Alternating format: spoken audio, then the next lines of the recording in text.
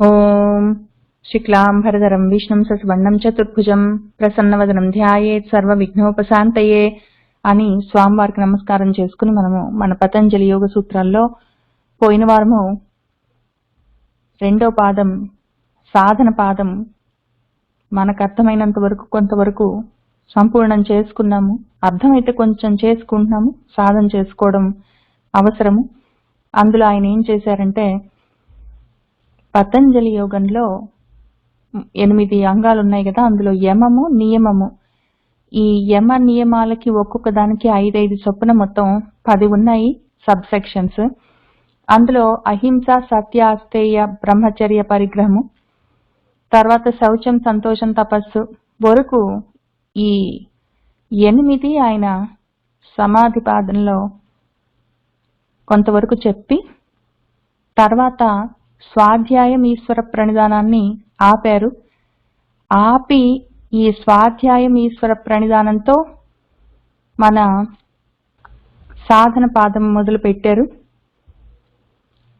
తపః స్వాధ్యాయ ఈశ్వర ప్రణిధానాన్ని అని క్రియాయోగం, ఇక్కడి నుంచి పని యాక్చువల్గా మొదలు పెట్టాలి అని మొదలు పెట్టారు. కాబట్టి ఈ 2 స్వాధ్యాయం ఈశ్వర ప్రణిధానాన్ని రెండో పాదంలో కలిపి ఆ 2 తర్వాత ఆసనము, స్థిరంగా సుఖంగా కూర్చోండి, మనశ్శాంతిగా కూర్చొని మనసు లగ్నం చేయడానికి ప్రయత్నం చేయండి అని చెప్పారు. ప్రాణాయామం ఎలా చేయాలని కొంతవరకు చెప్పారు. ప్రత్యాహారం దగ్గర ఆపారు ఆయన.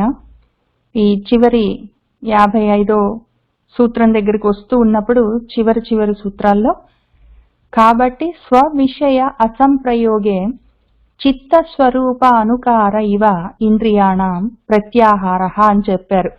ప్రత్యాహారం అంటే మనసును వెనక్కి తిప్పడం.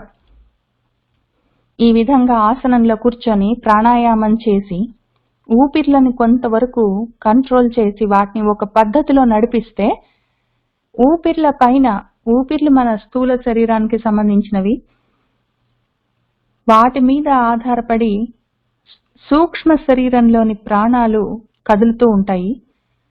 ఆ సూక్ష్మ శరీరంలోని ప్రాణాల కదలికలను బట్టి మనసు కదులుతుంటుంది.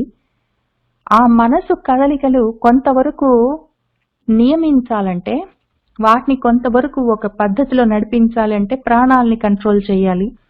ప్రాణాలని కంట్రోల్ చేయాలంటే ఊపిర్లు, అవి మనం చేయగలము. కాబట్టి అక్కడి నుంచి మొదలుపెట్టి చెయ్యాలని ఆయన చెప్తూ ఉన్నారు. ఆ విధంగా మనసుని ఒక మార్గంలో ఒక పద్ధతిగా దాన్ని నిలబెట్టగలిగినప్పుడు ఇంకా ప్రత్యాహారం, వెనక్కి తిరగాలి. బయట వస్తువులని వాటిని చూసినప్పుడు ప్రతి జ్ఞాన ఇంద్రియానికి దానికి సంబంధించిన ఒక విషయము బయట ప్రపంచంలో ఉంటుంది.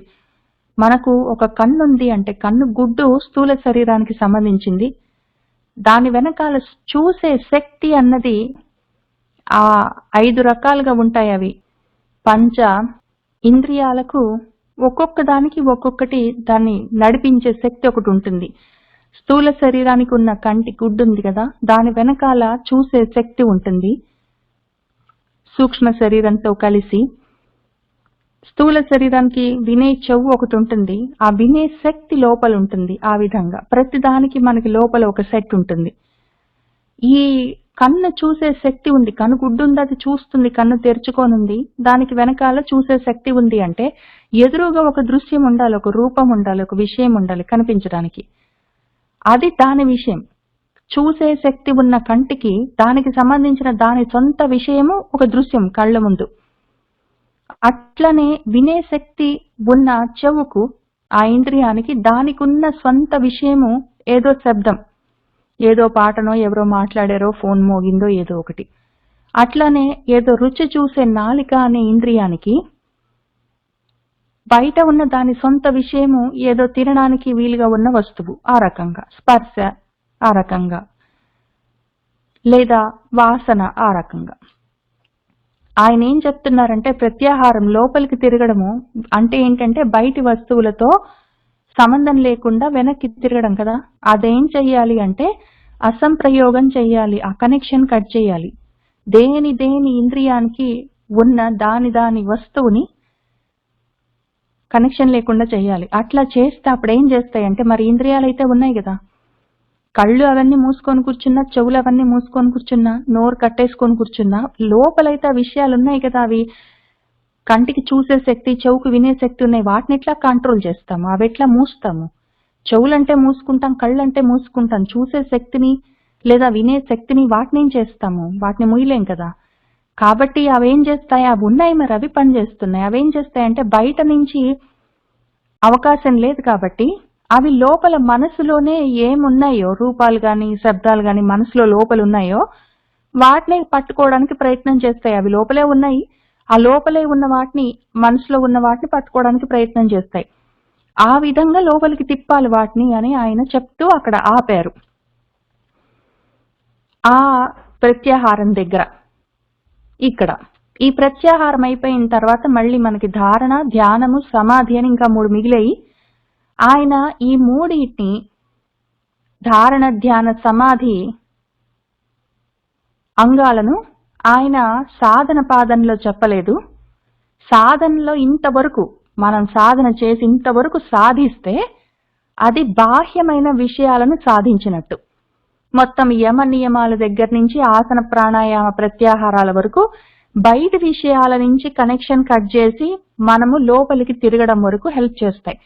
కాబట్టి అవన్నీ బహిరంగ విషయాలు, బహిరంగంగా బయట నుంచి చేసే విషయాలు. ఇక్కడి నుంచి లోపలికి తిరిగాం కదా, ప్రత్యాహారం అంటే వెనక్కి తిరిగాం కదా 180 degrees. కాబట్టి ఇక్కడి నుంచి ఇంకా అంతరంగికం అంతా, మొత్తం అంతరంగంలో మన మనసుతో సంబంధించిన విషయాలు అన్ని ఆంతరంగికం. కాబట్టి ఈ ఆంతరంగిక విషయాలు సమాధి స్థితి దాకా తీసుకొని వెళ్ళాలి. అందుకని ఆయన ఈ బహిరంగ విషయాలతో, ప్రత్యాహారంతో మన సాధన పాదాన్ని అక్కడ ముగించి ఆయన తర్వాత విభూతి పాదం మొదలు పెడుతూ ఇంకా వీటిని గురించి చెప్తున్నారు. బయట సాధన అయిపోయింది, ఇంకా అంత లోపల చేసుకుంటూ మనం ముందుకు వెళ్ళాలి. ఇప్పటి నుంచి మన సాధన అంతా ఇంకా లోపల.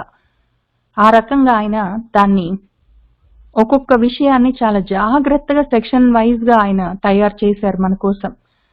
ఇప్పుడు ఈ విభూతులు ఏంటి, ఎన్ని రకాల సిద్ధులు మనం సాధించవచ్చు, ఏంటి చెయ్యొచ్చు అని ఈ విభూతి పాదంలో చెప్తున్నారు. పాతంజలి యోగ దర్శనంలో షడ్దర్శనాల్లో మనకున్న 6 దర్శనాల్లో ఇదొకటి. అందులో విభూతి పాదం గురించి చదువుకుంటున్నాము. మొదటి సూత్రం, దేశబంధః చిత్తస్య ధారణ. ఇక్కడ ఫస్ట్ స్టెప్ మనసు లోపలికి తిరిగింది కదా, మనసు లోపలికి తిరిగిన తర్వాత ఏం చేయాలి? ఇంకా మనం కూర్చున్నాం కదా చక్కటి ఆసనంలో, ఎవరు డిస్టర్బ్ చేయలేం ప్రదేశంలో, వేరే రకమైన బయట ఏ వస్తువులు గాని, విషయాలు గాని, పనులు గాని ఏవి మనల్ని అటువైపుకి డిస్ట్రాక్ట్ చేయని స్థితిలో కూర్చొని ఉన్నాము. ఇంకిప్పుడు చేయవలసింది ఏంటంటే, మనసు కూడా కొంచెం శాంతించింది, అది కూడా ఎక్కువగా అలజడి లేకుండా ఉన్నది. అప్పుడు ఫస్ట్ చేయవలసింది ఏంటంటే, ఒక ప్రదేశం మీద, ఒక విషయం మీద మనసుని బంధించాలి, నిలిపేయాలి. ఇంకా దాన్ని తాడేసి కట్టినట్టు కట్టేయాలి, కంప్లీట్ గా బంధించాలి. ఆ రకంగా చిత్తస్య మనసు యొక్క బంధమే, కట్టేయడమే ధారణ. దాన్ని ధరించి ఉండడం, దాన్ని ఇంకా గట్టిగా ధరించాలి. ఇంకా దాన్ని ఆ విధంగా అది పట్టుకొని ఉండాలి మన మనసు. దేని మీద, ఏ ప్రదేశం మీద మనము దృష్టి పెట్టామో దాన్ని గట్టిగా పట్టుకొని ఉండాలి. ఏ ప్రదేశం మీద పెట్టాలి అంటే దేని మీదైనా పెట్టచ్చు. మనం ఇంతకు ముందు వితర్కం, వికల్పము, అవి 2 రకాలుగా ఉంటాయని చెప్పుకున్నాం కదా. ఒక్కొక్కటి మళ్ళీ సావితర్కం, నిర్వితర్కం, సావికల్పం, నిర్వికల్పం అని ఆ 2 రకాలుగా ఒక్కొక్కటి 2 చొప్పున 4 రకాలుగా చేసుకోవచ్చు అని ఇంతకు ముందు చూసుకున్నాము. ఆ పద్ధతుల్లో ఏ పద్ధతిలో అయినా మనసుని బంధించవచ్చు.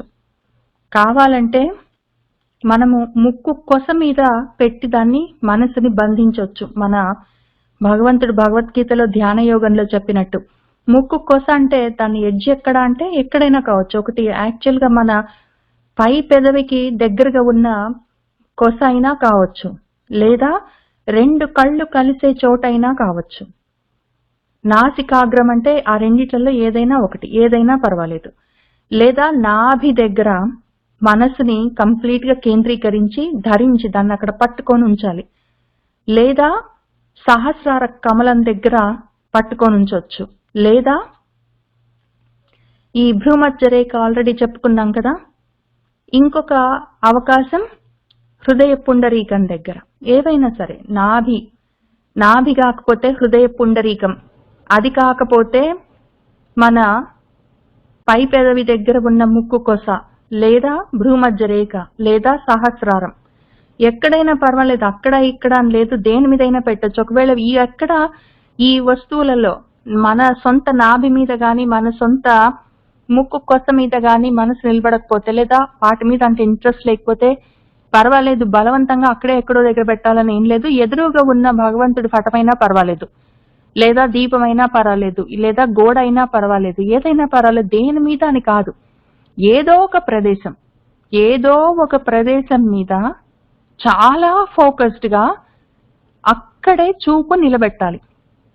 అది బంధించడం. దాన్ని ఆ రకంగా బంధిస్తే మనసుని, దాని పేరు ధారణ. ఈ రకంగా బంధించిన తర్వాత ఏం చెయ్యాలి అంటే తత్ర ప్రత్యయ ఏకతానత ధ్యానం. నెక్స్ట్ ఇది ధారణ ఏంటంటే ఒక్క వస్తువు మీద మొత్తం ఫోకస్ పెట్టడం. ఏదో విధంగా ఫోకస్ కుదిరింది అంటే అప్పుడు ధ్యానం చెయ్యాలి. దాన్నే ఇంకా కంటిన్యూస్ గా ఎట్లా అంటే తత్ర, ఆ దేశం ఉంది కదా, ఏదో ఒక ప్రదేశం మీద చూపు నిలబెట్టిన తర్వాత, చూపు నిలబెట్టడం ధారణ. ఆ ప్రదేశం మీద చూపు నిలబెట్టిన తర్వాత తత్ర, అదే ప్రదేశం మీద అదే ఒక్క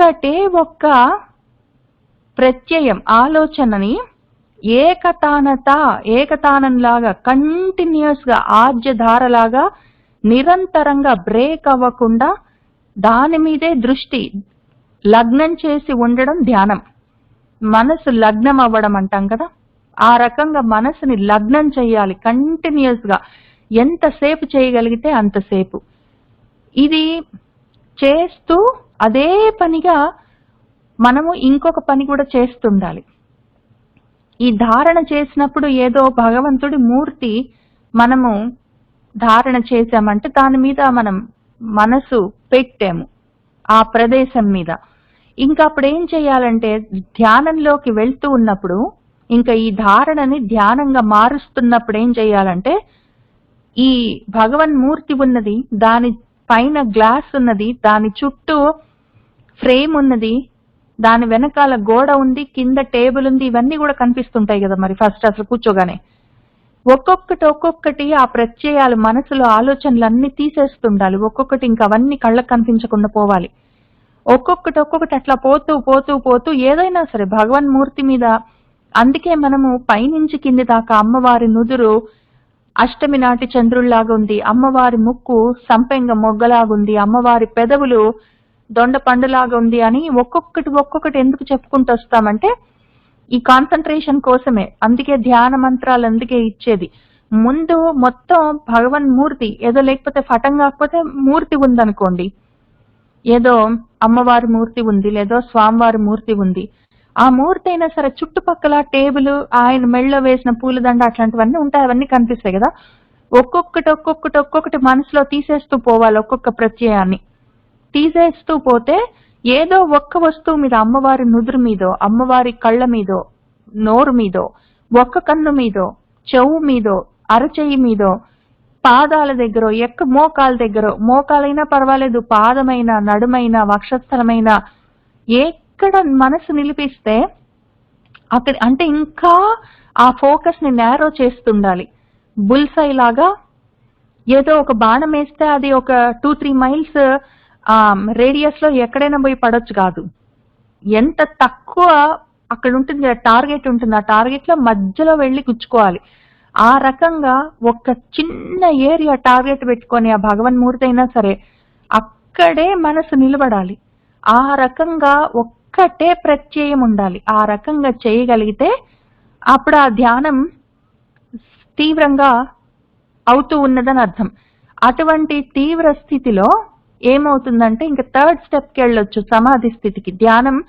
ధ్యానం బాగా గడ్డగడుతూ ఉన్నప్పుడు సమాధి అవుతుంది. అది ఎట్లా అవుతుంది అంటే తదేవ అర్ధమాత్ర నిర్భాసం స్వరూప శూన్యం ఇవ సమాధి. ఇప్పుడు ధారణలో ఒక భగవన్మూర్తి పెట్టుకున్నాము, ఆ తర్వాత ధ్యానంలో అన్ని తీసేస్తూ ఒక చిన్న ఏరియా దగ్గర దాకా వచ్చి ఫోకస్ చేస్తున్నాం కదా, ఇంకా మిగిలినవి అసలు తెలియట్లేదు. మిగిలినవి అమ్మవారికి లేకపోతే స్వామివారికి ఉన్న ఇప్పుడు శ్రీ మహావిష్ణువుకి 4 భుజాలు ఉన్నాయి, ఒక్కొక్క భుజంలో శంఖచక్రాలు ఉన్నాయి. ఆయనకు చాలా చక్కటి అందమైన పట్టు పంచ ఉంది. ఇంకా అవన్నీ ఒక్కొక్కటి తీసేస్తూ ఏదైనా ఒక్క దాని మీద ఫోకస్ చేయాలి. ఆ రకంగా చేసిన తర్వాత ఏమవుతుందంటే ఇప్పుడు ఇంకా నేను ఫోకస్ చేస్తున్నాను అన్నది కూడా ఉండకూడదు. ఒకవేళ స్వామి వారి వక్షస్థలం పైన ఉన్న ఆ మణిని చూస్తున్నాం అనుకోండి, ఇంకా దాని మీదనే చూపు ఉండాలి. ఏదో మన అర్జునుడికి ఆ పిట్ట ఎక్కడుందో ఆ కొమ్మ దేనికి ఉందో ఆ చెట్టు, ఆ చెట్టు ఎక్కడుందో ఆ భూమి, అవన్నీ కనిపించడం మానేసి ముందు అసలు ఆ చెట్టు కనిపించుంటుంది, చెట్టుకున్న కొమ్మ పైన ఉన్న పిట్ట కనిపించుంటాయి. తర్వాత ఆయన యాక్చువల్ గా ఆ చెట్టును తీసేసాడు, మనసులో ఉత్త కొమ్మ ఉంది, కొమ్మ మీద పిట్ట ఉంది. ఆ కొమ్మను కూడా తీసేసిన తర్వాత పిట్ట ఒకటి కనిపించింది. ఆ పిట్టను కూడా తీసేసిన తర్వాత పిట్ట కన్ను ఒక్కటే కనిపించింది ఆయనకి. అంత ఫోకస్ చేశాడు ఆయన. ధ్యానం దాకా తీసుకొచ్చేసాడు. కాబట్టి ఇంకా అంత ఫోకస్ లో ఆయన పిట్ట కంటిని ఒక్కదాన్ని కొట్టే స్థితిలో ఉన్నాడు. మనం అక్కడి దాకా వచ్చిన తర్వాత ఏమైందంటే అర్జునుడు నేనున్నాను, ఆ పిట్ట కంటిని చూస్తున్నాను కాదు, ఇంకా నేనున్నాను లేదు, ఆ చూడ్డం అనేది లేదు, నేను ధ్యాత అని లేదు, ఆ చూడ్డం అన్న ధ్యానం కూడా లేదు, ధ్యాత లేదు, ధ్యానం లేదు. ఆ ధ్యేయ వస్తువు ఏదుందో పిట్ట కన్ను అదొక్కటే ఉన్నది. ఆ స్థితి దాకా వెళ్ళాలి. ఇంకా అర్థమాత్రం దేని గురించి అర్థం ఏది మనకు అర్థమై ఉన్నదో, ఈ అర్థం అంటే ఆ ధ్యేయం, అదొక్కటే మాత్రమే ఉండాలి, అదొక్కటే నిండిపోవాలి. ఆభాస అంటే లేకుండా పోవడం, నిర్భాస అంటే నిండి ఉండడం. ఆ ఒక్క ధ్యేయం ఒక్కటే నిండి ఉండాలి. స్వరూపం మొత్తం శూన్యమైపోవాలి. ఇంకా దాని చుట్టూ ఏముంది, ఏంటి జరుగుతుంది, ఏంటి సంబంధం లేదు. ఇంకా వేరే వాడు అసలు ఉత్త కన్ను ఉంటుందా, కన్ను గుడ్డు ఒకటి ఉంటుందా, కన్ను గుడ్డు ఉందంటే పిట్ట ఉండాలి, పిట్ట ఉందంటే అది ఎక్కడో ఉండాలి. ఇంక ఇవన్నీ గుర్తు రాకూడదు, అసలు ఏమీ గుర్తు రాకూడదు, అసలు ఆలంబన గుర్తు రాకూడదు, అది నేను అని గుర్తు రాకూడదు, చేస్తున్నానని ఇంకేది లేకుండా ఉన్న అటువంటి శూన్యమైన స్థితిలో ఆ అర్థం ఒక్కటే మొత్తం నిండి ఉంటే అది సమాధి స్థితి అని ధారణ ధ్యాన సమాధులకు ఆయన డెఫినేషన్ చెప్పారు. దేశబంధ చిత్తస్య ధారణ తత్ర ప్రత్యయ ఏకతానత ధ్యానం తత్యేవ అర్ధమాత్ర నిర్భాసం స్వరూప శూన్యం ఇవ సమాధి అని చెప్పారు. ఇది ఇంకా ఎంత దూరమైనా వెళ్ళాలి ఆ స్థితి తెచ్చుకోవడం కోసం. అందులో ఆయన ఈ 3 ధారణ ధ్యాన సమాధుల గురించి, అది 3 కలిపితే ఒక త్రయం కదా, ట్రిప్లెట్, ఆ 3 గురించి ఆయన ఆ 3 కలిపితే ఏమంటాము అని చెప్తున్నారు ఈ 4వ సూత్రంలో. త్రయం ఏకత్ర, ఈ 3 ఒక్కటే విషయంని చూస్తూ ఉండడం, దాని గురించే తదేకంగా ధ్యానిస్తూ ఉండడం, చివరికి అదే అయిపోవడం. ఈ 3 కలిపితే దాన్ని సంయమనం అంటారు అని చెప్తున్నారు. సంయమ అంటే అదే అని ఆయన అంటూ ఉన్నారు. ఈ సంయమ అంటే ఏంటి అంటే, ముందు నేను ఇక్కడ కూర్చున్నాను, ఏదో ఆ పిట్ట కంటిని చూస్తున్నాను, కాబట్టి నాలో ఉన్న ఆలోచనలన్నీ, మిగిలిన ఆలోచనలన్నీ మాయమయ్యాయి. అక్కడ భూమి ఉంది కొంచెం దూరంలో, దాని మీద ఒక చెట్టు ఉంది, చెట్టుకు ఒక కొమ్మ ఉంది, చాలా కొమ్మలు ఉన్నాయి, అందులో ఒక కొమ్మ ఉంది, ఆ కొమ్మ మీద ఒక పిట్ట ఉంది అన్న ఆలోచనలు, ప్రత్యయాలన్నీ ఒక్కొక్కటి తీసేసుకుంటూ పోయాను. ఇంకా తర్వాత ఒకటే ఆలోచనని, నాలో నుంచి ఒక్కటే ఆలోచనని ఆ కంటి వైపుకి పంపించాను. ఎందుకంటే అక్కడ పిట్ట ఉండొచ్చు, కన్ను ఉండొచ్చు, ఉండకపోవచ్చు, ఏమైనా కావచ్చు. అది అక్కడ ఉన్నదా లేదా అన్నది నా ఆలోచనను బట్టే ఉంటుంది కదా. నేను చూస్తున్నానా, నేను చూడట్లేదా? నేను చూస్తున్నాను అంటే నా మనసుకి తగులుకోనుంది కదా. నా మనసుకు తగులుకోనుంది అంటే నా మనసులో ఆ ప్రత్యయం, ఆ ఆలోచన ఉన్నది అని. మిగిలిన ఆలోచనలన్నీ తీసేశాను. ఆ ఒక్క ఆలోచన ఉన్నది. ఆ ఒక్క ఆలోచన నా మనసులో ఉన్నదాన్ని ఆ బయటికి పంపించాను. ఆ వస్తువు దేన్ని నేను ధ్యానం చేస్తున్నానో దానిపైకి ఈ ఆలోచనను పంపించాను కదా. అది ఆవేశించడం కదా. ఇది పోయి అక్కడ దాన్ని ఆవేశించింది. ఆవేశించిన తర్వాత అది మొత్తం ఆక్రమించి అదే అయిపోయింది. ఈ మూడింటిని కలిపి సంయమః అని ఆయన చెప్తున్నారు. వాటికి 3 టెక్నికల్ టర్మ్స్ ఉన్నాయి. ఇక్కడి నుంచి ఒక్క ఆలోచనని నేను ఆ ఒక్క ధ్యేయ వస్తువు పైకి, ఆ ధ్యేయ దేశం పైకి పంపిస్తున్నాను కదా, అది సమావేశం. ఆ రకంగా ఆవేశం జరిగిన తర్వాత నేను దాన్నే గట్టిగా పట్టుకున్నాను. అది సమాపత్తి, అది ధ్యానం. ఆ తర్వాత ఆ సమాపత్తి అయిపోయిన తర్వాత ఇంకేమీ లేదు. అసలు నేనున్నాను, నేను దాన్ని చూస్తున్నాను, ధ్యానం చేస్తున్నానని కూడా ఇంకేం లేదు. అసలు నేను కూడా లేను, ఇంకా అదొక్కటే ఉంది. అప్పుడు అది సమాధి. కాబట్టి సమావేశం, సమాపత్తి, సమాధి అని ఆ మూడింటికి పేర్లున్నాయి. ఆ మూడింటిని కలిపి సంయమః అని పిలుస్తారు. త్రయం ఏకత్ర, అవన్నీ ఒక్క దాని మీద ఉంటే ఎవరికైనా సరే అప్పుడు వాడు సంయమి. వాడినే సంయమి అని పిలుస్తాము. ఆ పద్ధతి పేరు సంయమః. త్రయం ఏకత్ర సంయమః అని చెప్పారు. అది సాధించడం అవసరం. ఏదో విధంగా అక్కడి దాకా వెళ్ళాలి. ఇంతవరకు చెప్పిన తర్వాత మనం ఒక్క డిఫరెన్స్ మాత్రం చూసుకుందాము. ఈ ధ్యేయ వస్తువు ఒకటి పెట్టుకున్నాం, భగవంతుడు ఉన్నాడు అని అనుకున్నాము. ఏదో ఒకటి, ఏదైనా సరే ఒక్క వస్తువు మీద మనము తదేకంగా ధ్యానం చేస్తూ అదే చివరికి అయిపోయాం కదా. అదే చివరికి అయిపోయినప్పుడు ఆ సమాధి స్థితిలో ఇంకా నేను కూడా లేను, నేను ఆలోచిస్తున్నానని లేదు, నేను ధ్యానం చేస్తున్నానని లేను, అసలు నేను ఏ విధంగా లేను. నేను ధ్యాత కదా, నేను ధ్యాత లేను, ఆ ధ్యానము లేదు, ఉత్త ధ్యేయ వస్తువు ఒక్కటే ఉంది. అది సమాధి స్థితి. అది యోగులు సాధించే ప్రయత్నం చేస్తుంటారు. ఆ సాధన ఆ విధంగా చేసి వాళ్ళు సాధిస్తే వాళ్ళు సిద్ధులవుతారు, యోగి అవుతారు. అయితే ఇది యోగ మార్గం. జ్ఞాన మార్గంలో మనం అసలు లేకుండా నశించిపోయి మనం ఏ వస్తువుని ధ్యానిస్తున్నామో అది అయిపోవడం అనేది ఉండదు. బయట ఏమి ఉన్నాయో అవన్నీ, నా లోపల ఏమున్నాయో అవన్నీ నేనే అయిపోవాలి. నేను నశించిపోయిన తర్వాత నేను సమాధి స్థితి సాధించినా ఒకటే, లేకపోయినా ఒకటే. నేను నశించిపోవడం ముఖ్యం కాదు. యోగులు ఆ విధంగా నేను లేకుండా పోవాలి, నేను ఏది ధ్యానిస్తున్నానో అది నేను అయిపోవాలని అనుకుంటారు. నేను లేకుండా పోయి అది అయిపోవడం కాదు, ఏదుందో అదంతా నువ్వే అయి ఉన్నావు, ఆ విషయం తెలుసుకో అని జ్ఞానులు చెప్తుంటారు. అది ఒక్క డిఫరెన్స్.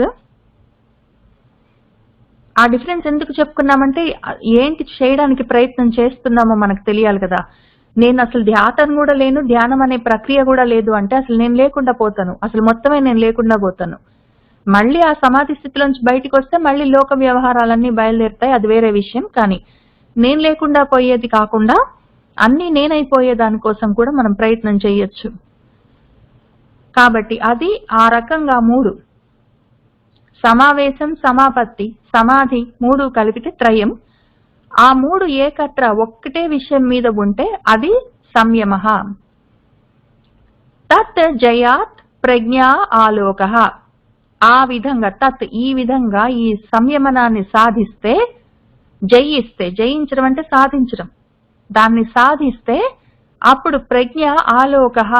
ఏం ప్రజ్ఞ అంటే సమాధి ప్రజ్ఞ. ఆ సమాధి ప్రజ్ఞ మొత్తం తెలుస్తుంది. ఇంకా సమాధి స్థితిలో వాడు ఏది కావాలంటే దాన్ని చూడగలుగుతాడు, వాడు ఏమి కావాలంటే అది దర్శించగలుగుతాడు, ఆ దర్శన శక్తి వస్తుంది. కాబట్టి అది ఆలోకం. తత్ జయాత్ ప్రజ్ఞా ఆలోకః అని ఆయన చెప్పారు. ఈ జయము ఎందుకంటే ఇక్కడ ఆల్రెడీ సాధించాం కదా, సమాధి స్థితి ఇక్కడ సాధించి సంయమనం సాధించిన తర్వాత మొత్తం 3 ధ్యానం, ధారణ, ధ్యానం, సమాధి అంతా సమావేశం, సమాపత్తి, సమాధి స్థితి అంతా ఒకటే అయిపోయిన తర్వాత సంయమ స్థితి సాధించేసిన తర్వాత మళ్ళీ దాన్ని జయించడం ఏంటి అంటే, అది జయించడం ఈ సంయమ స్థితి, సమాధి స్థితి, సంయమ స్థితి దాకా వెళ్ళి ఇంకా తర్వాత దాన్ని కూడా దాటి పైకి వెళ్ళాలి అని చెప్తున్నారు. ఎంత పైకి వెళ్తారో అంత దర్శన శక్తి పెరుగుతుంటుంది. ఆ దర్శన శక్తి కొంచెం తోటి మొదలై మొత్తం అంతా బ్రహ్మాండాలన్నీ తెలుసుకోగలిగే శక్తి వరకు పెంచుకోవచ్చు. ఇంటెన్సిటీ దాని లెవెల్స్ లో ఉంటుంది. ఎంత సాధన చేసుకుంటే అంత ఆ స్థితికి చేరుకుంటూ ఉంటాము అని చెప్తున్నారు.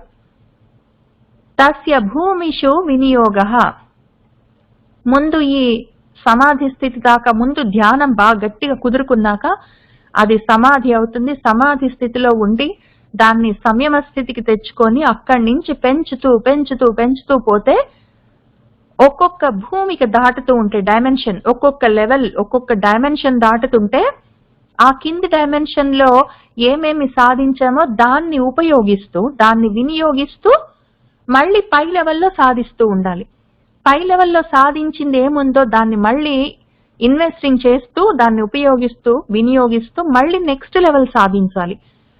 అయితే ఆ లెవెల్స్ ఏంటి, దాన్ని ఎట్లా సాధించాలి, ఎన్ని లెవెల్స్ ఉన్నాయి, ఒక్కొక్క లెవెల్లో ఏం తెలుస్తుంది, ఏమి నేర్చుకోవచ్చు, ఏమి సాధించవచ్చు అంటే మన వాళ్ళు ఏం చెప్పారంటే భాష్యంలో, అక్కడి దాకా వెళ్ళిన తర్వాత ఆ యోగికి సమాధి స్థితి దాకా, ఈ 8th లెవెల్ దాకా, ఈ సమాధి స్థితి దాకా ఎట్లా వెళ్ళాలి అని మేం చెప్పాము.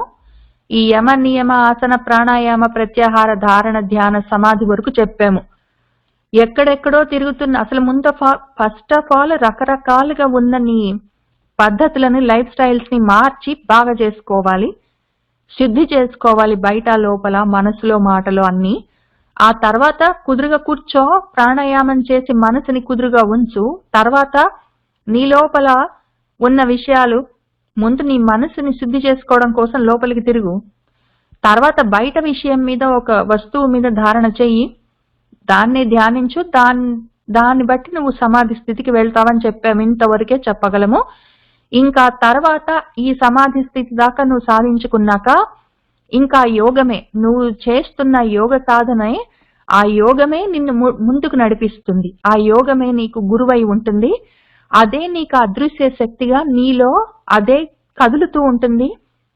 అదే అదృష్టంగా నీకు తెలుస్తూ ఉంటుంది. తర్వాత ఏం చేయాలి, ఎక్కడి దాకా వెళ్ళాను, ఏమి చేస్తున్నాను, ఏ భూమికలో ఉన్నాను, ఎంత సాధించాను, ఇంకా ఎక్కడికి వెళ్ళాలి, ఎలా చెయ్యాలన్న విషయాలన్నీ నీకు ఆ యోగమే గురువై చెప్తుంది. ఇంతవరకు మేము చెప్పగలం, ఇంతవరకు మేము గురువులం అవుతాము, ఇంకా తర్వాత నీ యోగమే నీ గురువు అని చెప్పారు. కానీ ఇక్కడ సమాధి స్థితి దాకా, సమాధి అంటే ఏదో ఎంట్రన్స్ టెస్ట్ పాస్ అయినట్టు, ఏదో కాలేజ్లో చదవగలిగినంత చదివి మినిమం క్వాలిఫికేషన్స్ వచ్చిన తర్వాత ఎంట్రన్స్ టెస్ట్ రాసి ఆ తర్వాత యాక్చువల్ గా మెడికల్ కాలేజ్కో దేనికో అప్లై చేసుకున్నట్టు ఇంత దాకా తీసుకొస్తాము, ఎంట్రన్స్ దాకా తీసుకొస్తాము, ఎంట్రన్స్ టెస్ట్ లో నువ్వు పాస్ అయ్యేదాకా చేస్తాము, లాంగ్ టర్మ్ కోచింగ్లు, షార్ట్ టర్మ్ కోచింగ్స్, క్రాష్ కోర్సులు అన్ని ఇస్తాము, ఎంట్రన్స్ దాకా తీసుకొస్తాము. ఇంకా తర్వాత నువ్వు ఏమి చేసుకోగలవు, ఆ మెడికల్ కాలేజ్ లో నీకు ఎంట్రన్స్ సీట్ వచ్చిన తర్వాత నువ్వు దాని తర్వాత ఏం చేసుకుంటావు అన్నది ఇంకా నీ మీద ఆధారపడి ఉంటుంది. నువ్వు దాన్ని వాడుకుంటావా, వాడుకోవా, చాలా పైకి వెళ్తావా, అదంతా ఇంకా నీ మీద ఉంటుంది. అది అక్కడికి వచ్చినప్పుడు ఆ యోగమే నీకు అది తెలియజేస్తుంటుంది అని ఇక్కడ మనకి తస్య భూమిషు, ఆ భూమికలన్నీ ఉంటాయి, ఒక్కొక్క భూమికను వినియోగిస్తూ పై భూమికకు వెళ్తూ ఉండాలి అని మన వాళ్ళు మనకి చెప్పారు. అయితే అంతవరకు చెప్పి అక్కడికి మొత్తమే వదిలిపెట్టలేము. సమాధి స్థితి దాకా నిన్ను తీసుకొని వచ్చాము ఎంట్రన్స్ వరకు. ఇంకా తర్వాత నువ్వు అక్కడి నుంచి చూసుకోవాల్సి ఉంటుంది, అంటే కష్టం అవుతుంది. కాబట్టి 2 విషయాలు మాత్రం చెప్పి నీకు జాగ్రత్తలు చెప్పి వదులుతాము అని వాళ్ళు చెప్తున్నారు.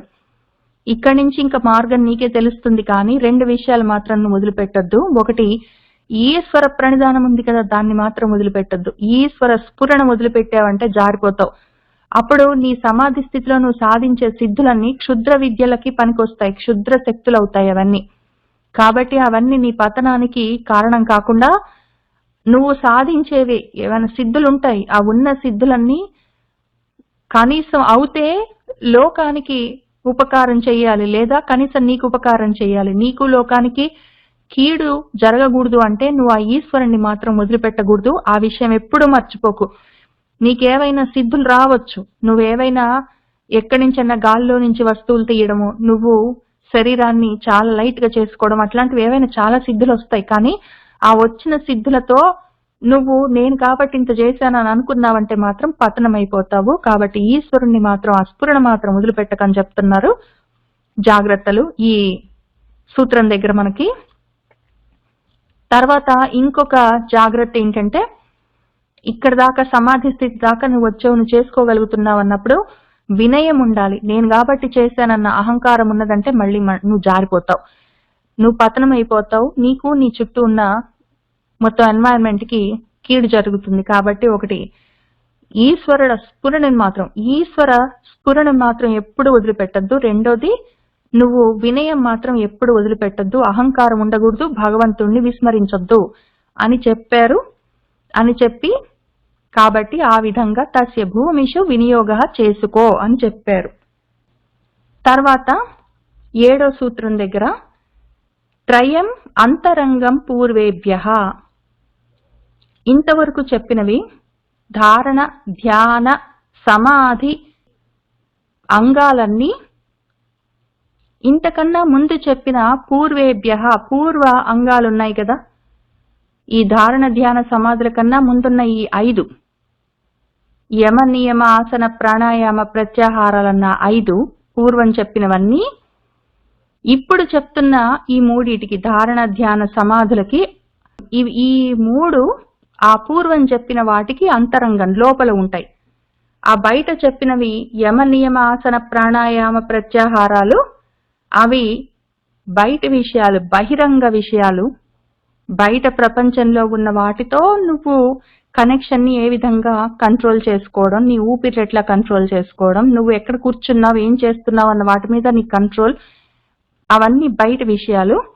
యమ నియమాలు కూడా, అబద్ధమాడను, ఎవరి దగ్గర ఏది దొంగతనం చెయ్యను, ఎవరి దగ్గర ఏది పరిగ్రహం తీసుకోను అని, ఇటువంటివన్నీ ఉన్నాయి కదా, ఇవన్నీ కూడా బయట విషయాలే, బహిరంగం, లోకంలోని విషయాలే.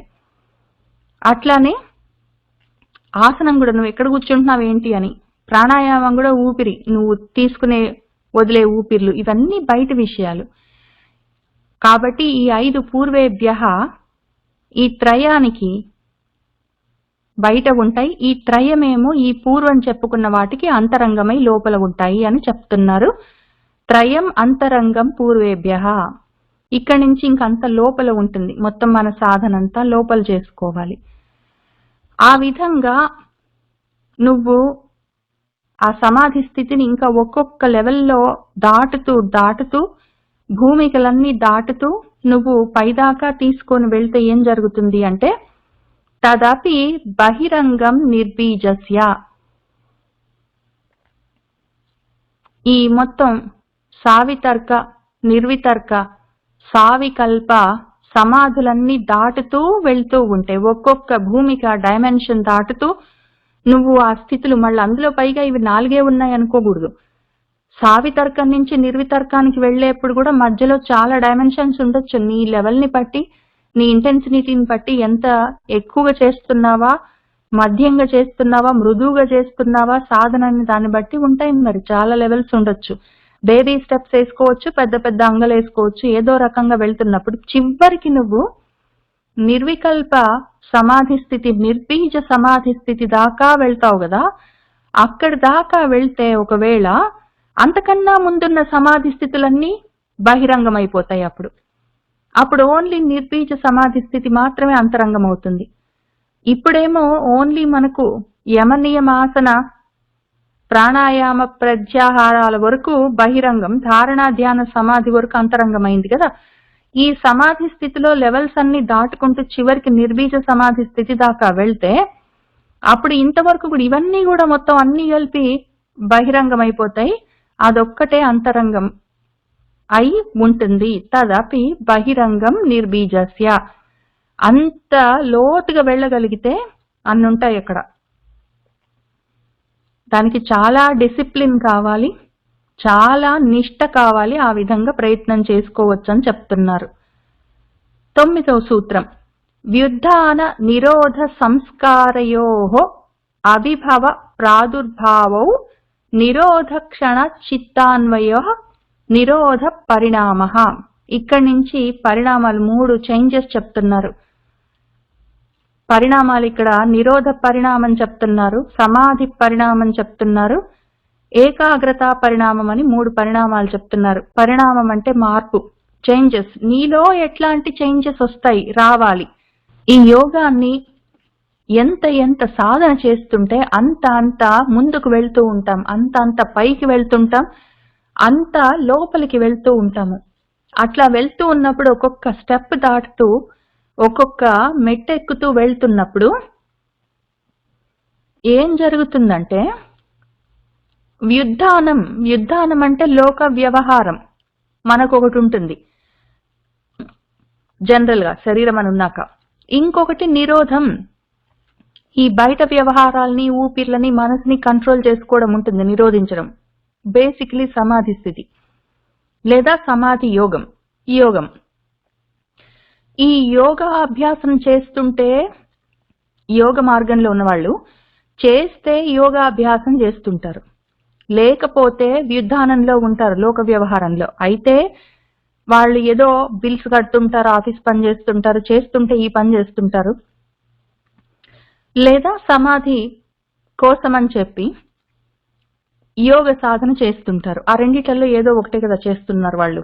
లేదా యాక్చువల్ గా నిజంగా కూడా నిర్బీజ సమాధి స్థితి దాకా వెళ్ళాలి అంటే ఆఫీస్ పనులు చేసుకుంటూ బిల్స్ కట్టుకుంటూ చేయగలరో లేదో. కాబట్టి ఒకవేళ వాళ్ళు అడవుల్లోకి వెళ్లారు, గుహల్లో ఉన్నారు, కొండల మీద ఉన్నారు, అక్కడుండి సమాధి సాధన కోసం ప్రయత్నం చేస్తున్నారంటే చేసుకోవచ్చు. అయితే వాళ్ళకు అప్పుడు కూడా ఉంటాయి కదా మరి స్నానం చేయడం అట్లాంటివన్నీ, ఏదో ఎంతో కొంత తినడం అట్లాంటివన్నీ, పడుకోవడం అట్లాంటివన్నీ. ఎంత ప్రయత్నం చేసినా, ఎంత తక్కువ అవన్నిటిని నిరోధించినా ఎంతో కొంత అయితే ఉంటుంది కదా యోగ సాధకులకి. అవన్నీ వ్యుత్థానం అనుకోండి, లోక వ్యవహారాలు. మిగిలిన టైం అంతా యోగ సాధన. ఈ రెండే చేస్తూ ఉంటారు కదా ఎవరైనా ఈ మార్గంలో ఉన్నవాళ్ళు. యోగ సాధన చేసేవాళ్ళు కాకుండా ఉన్నవాళ్ళు మామూలుగా అందరూ వ్యుత్థానంలోనే ఉంటారు, లోక వ్యవహారంలోనే ఉంటారు. అయితే కొంతవరకు ధ్యానం మొదలైనవి చేయవలసి ఉంటుంది. భక్తి మార్గంలో ఉంటే కూడా ధ్యానం చేయాలి, కొంచెమైనా. ఉపాసన మార్గంలో ఉంటే కూడా కొంచెమైనా ధ్యానం చేస్తారు వాళ్ళు కూడా, జపాలు అవి చేస్తారు. తర్వాత జ్ఞాన మార్గంలో ఉన్న వాళ్ళు కూడా ఏదో ఒక విషయం మీద ఫోకస్ అయితే చేయవలసే ఉంటుంది, ఎంతో కొంత ఉంటుంది.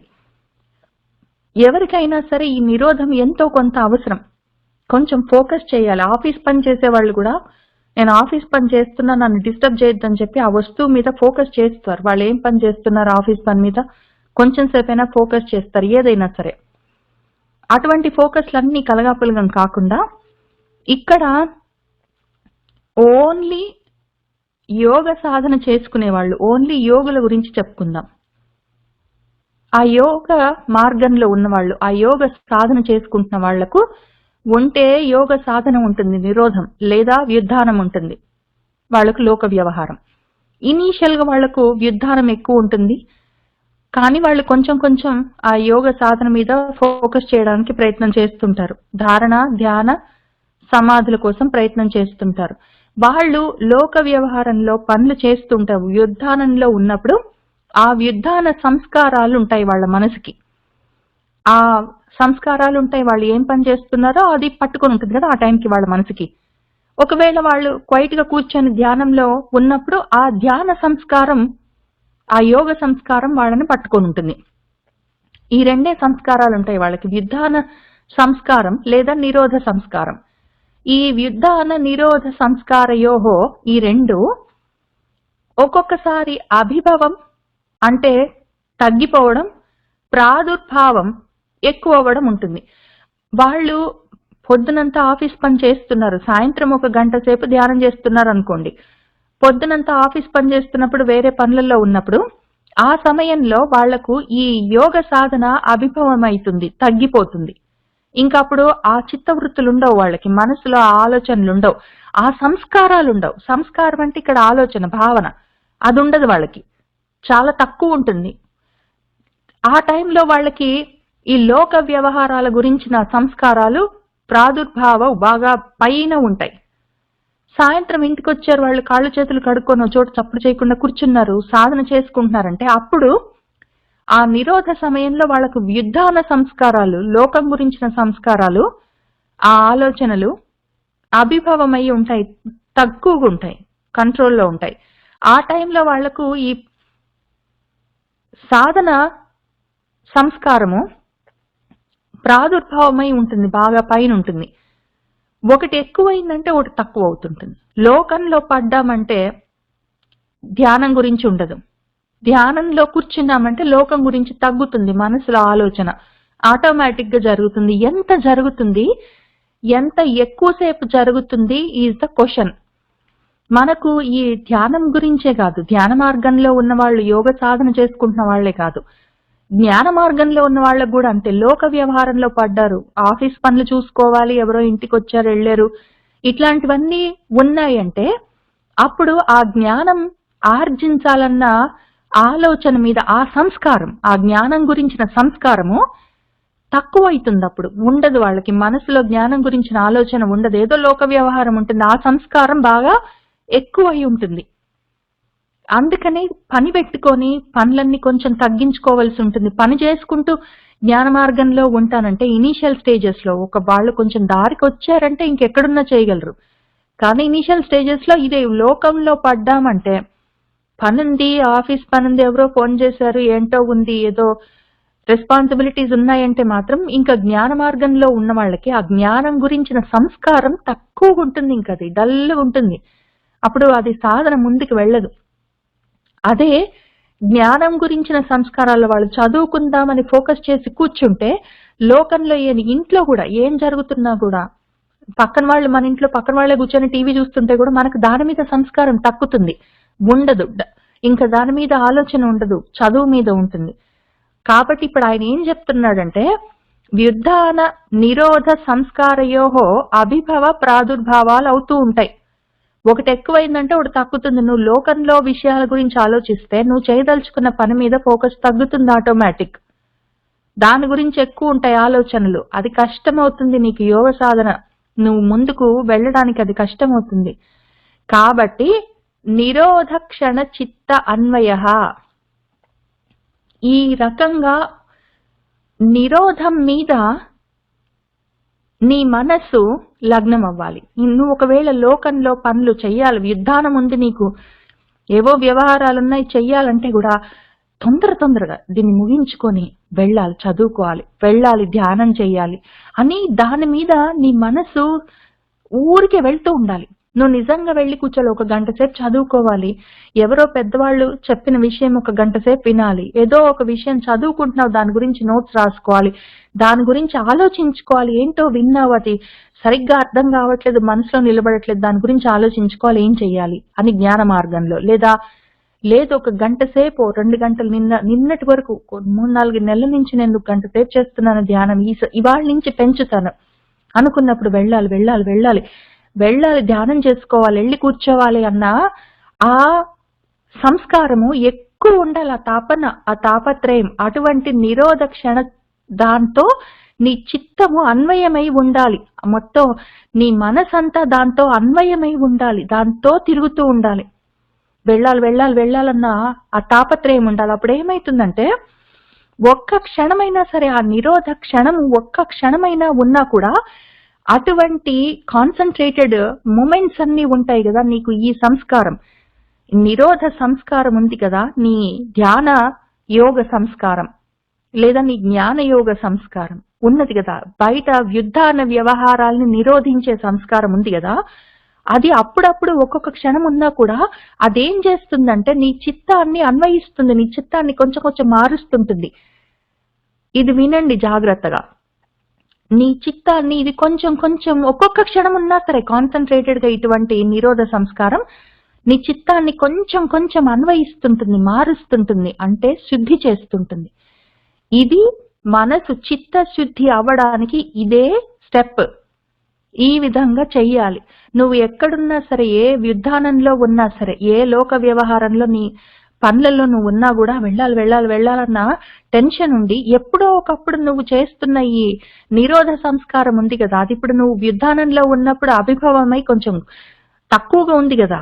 ఏదో నీ వ్యుద్ధాన సంస్కారాలే ప్రాదుర్భం బాగా ఉచ్చ స్థితిలో ఉంటే ఉన్నాయి, కానీ అప్పుడప్పుడు నీకు ఉన్న ఈ నిరోధ సంస్కారం కూడా, ఆ నిరోధము క్షణమైనా ఉన్నా కూడా అది నీ చిత్తాన్ని అన్వయిస్తుంది, అది మారుస్తుంది. ఆ రకంగా మార్పు కావాలి. నీ మనసు ఒక్కొక్క క్షణమైన ఒక్కొక్క moment, one moment is enough. మొత్తమే నీ మనసు మొత్తం లైఫ్ స్టైల్ మొత్తం మారిపోయింది, మనసంతా మారిపోయింది, చిత్తం మొత్తం ఢమాలని సిద్ధైపోయిందంటే అది మ్యాజిక్ లాగా అవ్వచ్చు, అవ్వకపోవచ్చు, అవ్వకపోతే పర్వాలేదు, ఒక క్షణమైనా చాలు, ఒక మూమెంట్ ఉన్నా చాలు. అటువంటి మూమెంట్స్ కొన్ని కొన్ని ఉంటే ఆ మూమెంట్స్ నీ మనసుని శుద్ధి చేస్తూ ఉంటాయి. అప్పుడు నీ మనసు మారుతూ ఉంటుంది, దాన్ని బట్టి నీ లైఫ్ స్టైల్ మారుతూ ఉంటుంది. ఆ మారుతూ ఉండడమే పరిణామము. అటువంటి మార్పే నిరోధ పరిణామము అని చెప్పాడు ఆయన. ఇది అవసరము అని చెప్పాడు. వ్యుద్ధాన నిరోధ సంస్కారయో అభిభవ ప్రాదుర్భావౌ నిరోధ క్షణ చిత్తాన్వయ నిరోధ పరిణామ అని చెప్పాడు. నిరోధ సంస్కారం నిరోధ సమయంలో ఉంటుంది. ఆ సాధన చేసుకుంటున్న సమయంలో సాధన సంస్కారాలు పైకొచ్చి ఉంటాయి. ఆ ఆలోచనలు, భావనలు, ఏదో లోక వ్యవహారాలు కొంచెం తక్కువగా ఉంటాయి. అటువంటిది ఒకటి పెంచుకోవాలి. ఫస్ట్ ఆఫ్ ఆల్ అది వేరే పని చేస్తున్నా కూడా ఇది వెళ్ళాలి అన్న ఆతృత ఒకటి పెంచుకోవాలి. తర్వాత యాక్చువల్ గా సాధన చేస్తున్న సమయంలో ఒక క్షణమైనా సరే ఈ నిరోధ సంస్కారాలు మనసును పట్టుకొని ఉంటాయి కదా, ఆ పట్టుకున్నవి ఆ మనసుని మారుస్తుంటాయి, శుద్ధి చేస్తుంటాయి. అది కావాలి. ఈ రెండు చేస్తూ ఉండాలి. వేరే పనులు చేస్తున్నప్పుడు దీని గురించి ఆలోచించాలి, ఇది చేస్తున్నప్పుడు దాని మీదే ఫోకస్ చేయాలి. ఈ రెండు చేస్తే అప్పుడు మనం సాధనలో ముందుకు వెళ్ళొచ్చు అని చెప్తున్నాడు ఆయన ఎంతో తాపత్రయపడి. వ్యుద్ధాన నిరోధ సంస్కారయో అభిభవ ప్రాదుర్భావౌ నిరోధ క్షణ చిత్తాన్వయ నిరోధ పరిణామ అని చెప్పారు. దానివల్ల లాభమేమి అంటే దానివల్ల ప్రశాంత వాహిత సంస్కారాత్, ఈ సంస్కారాలు, ఈ వ్యుద్ధాన సంస్కారాలు కాదు, లోక వ్యవహారాల గురించిన భావనలు కాదు, ఆ సంస్కారాలు మనల్ని మనసులో పట్టుకొని, మన మనసుని పట్టుకొని ఉన్నవి, మన మనసులో ఉన్నవి లోకం గురించిన ఆలోచనలు అవి కాదు.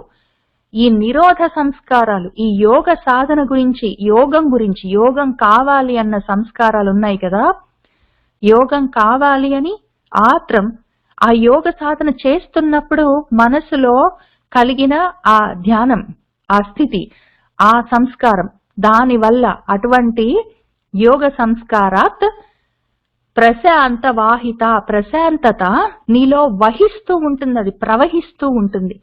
ఆ సమయంలో ఈ ఒక్క క్షణమైనా సరే, ఆ నిరోధ క్షణం ఒక్కటైనా సరే, ఆ సమయంలో నీ మనసు ప్రశాంతంగా ఉంటుంది. నీ మనసు ఆ విధంగా శాంతితో ప్రవహిస్తుంటుంది, ప్రవర్తిస్తుంటుంది, అది వెలుగుతుంటుంది. ఆ వెలుగు కావాలి. దానికోసం ఇంత తాపత్రయపడు. ఎందుకు నాకేం లాభం అంటే, వ్యుద్ధాన సమయంలో, లోక వ్యవహారం సమయంలో నీకు మనశ్శాంతి ఉంటుందని నువ్వు కూడా ఒప్పుకోలేవు, ఎవ్వరూ ఒప్పుకోలేరు. నిజంగా కూడా లోక వ్యవహారాల్లో శాంతి కష్టము, నిజంగా శాంతి ఉండదు. ఏదో సుఖం అనిపిస్తుంది, అది కూడా దుఃఖ స్పర్శతో ఉంటుంది. ఏదో లోక వ్యవహారంలో నేను ఒక 100 రూపాయలు పెట్టి చీర కొనుక్కుందాం అనుకున్నాను, వాడు 120 రూపాయలు అన్నాడు. నేను చాలా వేరవాడితే వాడు 110 రూపాయలు అన్నాడు. తర్వాత ఇంటికి వచ్చిన తర్వాత అప్పటికైతే సంతోషం అనిపించింది, 10 రూపాయలు మిగిలించానని. పక్క వాళ్ళు అదే చీర అండి నేను 70 రూపాయలకు కొన్నానంటే వెంటనే దుఃఖం, ఇంక ఏడుపు తన్నుకొని వస్తుంది. అది ఇంక ప్రశాంతి అనేది ఉండదు. ఇప్పుడు అన్నం తిన్నాము, వండుకుంటున్నాము అంటే ఇంకా కొంతసేపట్లో తింటాము శాంతంగా అని అనిపించదు. ఇంక ఇన్ని బొచ్చలున్నాయి, వీటి మొత్తం ఈ అంట్లన్నీ ఎప్పుడు తోమాలి, ఏమి క్లీన్ చేయాలని. ఏదో ఇప్పుడు జీతం వచ్చిందంటే శాంతం ఉండదు. మళ్ళీ వచ్చే వారం ఎట్లుంటుందో పరిస్థితి, ఉద్యోగం పరిస్థితి, వచ్చే నెల ఎట్లుంటుందో తెలీదు. ఈ పూటకు అన్నం తింటున్నామంటే రేపటికి ఉంటుందో లేదో తెలీదు. వ్యుత్థానం సమయంలో, లోక వ్యవహారాల సమయంలో శాంతి ఉంటుంది అని చెప్పడం కష్టం. ఉండదు, అసలే శాంతి ఉండదు. అది ప్రశాంతంగా అసలు ఉండదు. అది కూడా వాహనలాగా, ప్రవాహంలాగా ప్రవహిస్తూ ఉండడం చాలా కష్టం కంటిన్యూస్ గా. అది ఎప్పుడు ఉంటుంది? ప్రశాంత స్థితి ప్రవాహంలాగా ప్రవహిస్తూ ఉండాలి. ఎప్పుడు అంటే ఇటువంటి నిరోధ క్షణాల్లోనే ఉంటుంది. మనసు స్థిమితపడి చప్పుడు చేయకుండా, లోక వ్యవహారాల్ని కట్టిబెట్టి చప్పుడు చేయకుండా చోట కూర్చున్నప్పుడే మనసు శాంతిస్తుంది. అది లేకపోతే మనసుకి శాంతి లేదు. యాక్చువల్ గా నా చెల్లెలు నాకు ఒకసారి చెప్పింది, ఎక్కడొస్తుంది అక్క శాంతి, చచ్చిపోతేనే ప్రశాంతి ఉంటుంది, చచ్చిపోతే తప్ప ఈ శాంతం అనేది రాదు, మనశ్శాంతి ఉండదు అని చెప్పింది. అప్పటి నుంచి, అది చాలా సంవత్సరాల కింద చెప్పింది. అప్పటి నుంచి ఆలోచిస్తూనే ఉన్నాను, ఎందుకు చచ్చిపోవడం ఒక్కటేనా దానికి సొల్యూషన్? చచ్చిపోతేనే మనశ్శాంతి ఉంటుంది, లేకపోతే ఉండదు అనేది మ్యాటర్ ఆఫ్ ఫ్యాక్ట్ చెప్పినట్టు చెప్పింది. ఎందుకు ఎందుకు నా మనసు అప్పటి నుంచి ఇప్పటిదాకా, ఇన్ని సంవత్సరాల నుంచి అది కొట్టుకుంటూనే ఉంది. ఎందుకు ఎందుకు అని అయితే తెలుస్తుంది నాకు కూడా. నేను కూడా కూర్చొని చదువుకున్నప్పుడు నాకు మనసు చాలా శాంతిగా ఉంటుంది. లోక వ్యవహారాలు ఎంత ఎంత తగ్గిస్తున్నానో నా మనసు అంత శాంతిగా, ఇంకా ఎక్కువగా శాంతితో ఉంటుంది, నాకు తెలుస్తూనే ఉంది. కానీ అది నాకే అనిపిస్తుంది, ఇప్పుడు ఇక్కడ రాస్తే ఇంకా మనశ్శాంతిగా ఉంది. అయితే నేను పిచ్చిదానిలాగా ఏమనుకోవట్లేదు, నిజమే, ఉన్న విషయమే. వ్యుత్థాన వ్యవహారాల్లో ఉన్న సంస్కారాలతో ఉన్న మనసుకి శాంతి ఉండదు. ఆ వ్యుత్థాన వ్యవహారాల్ని, ఆ సంస్కారాల్ని తగ్గించుకొని నిరోధ సంస్కారాల్ని పెంచుకుంటే, లోక వ్యవహారాలు తగ్గించుకుంటే శాంతి ఉంటుంది. అది అందరికీ తెలిసిన విషయమే. ప్రతి వాళ్ళకి అనుభవైక్య వేద్యమే కదా, ప్రతి వాళ్ళకి తెలుసది. కాబట్టి అందుకోసం తాపత్రయపడాలి. మరి ఎవరికి వాళ్ళ తాపత్రయం. చచ్చిపోతే మనశ్శాంతి ఉంటుంది కాబట్టి అంతవరకు నెట్టుకుంటూ వస్తాం కాదు, బతికున్నప్పుడే శాంతికి ఎట్లా ఉండాలని తెలుసుకొని ప్రయత్నం చేసుకోవాలి. కాబట్టి తస్య ప్రశాంత వాహిత సంస్కారాత్ అని 10వ సూత్రం. ఇప్పుడు 11వ సూత్రం చూద్దాము. సర్వార్థత ఏకాగ్రతయోః క్షయ ఉదయౌ చిత్తస్య సమాధి పరిణామః అని చెప్పారు ఆయన 11వ సూత్రం. అందులో ఏం చెప్తున్నారంటే, ఒక్కటేసారి నీకు మనశ్శాంతి కావాలి, ప్రశాంతత కలగాలి. ఆ ప్రశాంతత కలగాలంటే ఒక్కొక్క క్షణం ఆ శాంతంతో కూడిన క్షణాలను నువ్వు కలెక్షన్ చేసుకుంటుండాలి. లోక వ్యవహారాలు, లోకం గురించిన ఆలోచనలు కొంచెం సేపైనా పక్కన పెట్టి శాంతిగా కూర్చోవడం చేస్తూ ఉండాలి. అయితే కూర్చున్నంత మాత్రాన, ఈ ధ్యానంలో కూర్చున్నాను, ధారణ అన్నాను, ఒక ఆసనం వేసుకున్నాను, కూర్చున్నాను, ప్రాణాయామం చేశాను, ఒక విషయం మీద ఫోకస్ చేశాను, దాని మీద కంటిన్యూస్ గా ఆపకుండా ఆజ్యధారలాగా నేను దృష్టి నిలిపాను, ధ్యానం. అది సమాధి స్థితి దాకా వెళ్తే, అది కూడా నిర్బీజ సమాధి స్థితి దాకా మొత్తం అన్ని ఆలోచనలు, ప్రత్యయాలన్నీ పోతాయి. ఒక ధ్యేయ వస్తువే ఉంటుంది, అది నేను అయిపోతాను. అక్కడి దాకా వెళ్ళడం కష్టం. కానీ ఇంకా ఈ వ్యుత్థానం సంస్కారాలే నన్ను వదిలిపెట్టలేదు, ఆ వ్యుత్థానంలోనే ఉన్నాను కదా. మరి అప్పుడు ఏం చెయ్యాలి అంటే, ముందు సర్వార్థత, అన్ని అర్థాల గురించి ఆలోచనలుంటాయి, ప్రతి విషయం గురించి ఆలోచనలుంటాయి, మనసు నిండా ప్రతి విషయం గురించి ఎక్కడ లేని ఆలోచనలన్నీ ఉంటాయి. ఆ ధ్యానంలో కూర్చున్నంత మాత్రాన, ధ్యానంలో కూర్చున్నామంటాము, పూజలో కూర్చున్నామంటాము, ఎక్కడ మామూలు టైంలో అయితే ఇంకా వంట చేసుకుంటున్నాం, ఆఫీస్ పని చేస్తున్నాం, పిల్లల్ని బళ్ళో దించి వచ్చాం, తీసుకొచ్చాం, టీవీలో చూస్తున్నాం, ఏంటో ఏ చేసినా ఆలోచనలు దండిగా ఉంటాయి. ఒక పని చేస్తుంటే 60-70 విషయాల గురించి ఆలోచిస్తాము. కానీ పూజ చేసే సమయంలో కనీసం, ధ్యానం చేసే సమయంలో కనీసం, చదువుకునే సమయంలో కనీసం ఆ చేస్తున్న విషయం మీద మనసు పెట్టి కూర్చున్నామనుకోండి, అప్పుడు కూడా పోనీ 60-70 కాకపోతే 6-7 ఉంటాయి. సర్వ అర్థాల గురించిన ఆలోచనలు, అన్ని ప్రత్యయాలు అప్పుడే ఉంటాయి. కాబట్టి ముందే ఏం చెయ్యి, ఫస్ట్ స్టెప్ అంటే ఏకాగ్రత. ఒక్క వస్తువు మీద పెట్టు. 10 వస్తువుల మీద, 10 విషయాల మీద, ఆఫీస్ పని, రేపొద్దున వంట, పిల్లలు ఎప్పుడొస్తారో ఇంటికి, టీవీ సీరియల్లో ఏమైతుందో, ఇది కూడా పతంజలి ఏం చెప్తున్నాడో తర్వాత సూత్రం, అన్ని ఒకటేసారి ఉంటే ఏదో ఒకటి దాని మీద ముందు ఫోకస్ చేయి, మిగిలినవన్నీ ప్రయత్నం మీద పక్కన పెట్టు, ముందు ఒకటి పెట్టుకో. అప్పుడు ఏమవుతుందంటే ఈ బోలెడు ఆలోచనలు వస్తుంటాయి, ఒక్క ఆలోచన వస్తుంటుంది, ఫోకస్ చేస్తావు పాపం కష్టపడి. నువ్వు ఒక్క విషయం మీద ఫోకస్ చేయగానే మళ్ళీ 10 ఆలోచనలు వచ్చేస్తాయి. మళ్ళీ కష్టపడి ఒక్క ఆలోచన మీద ఫోకస్ చేస్తావు.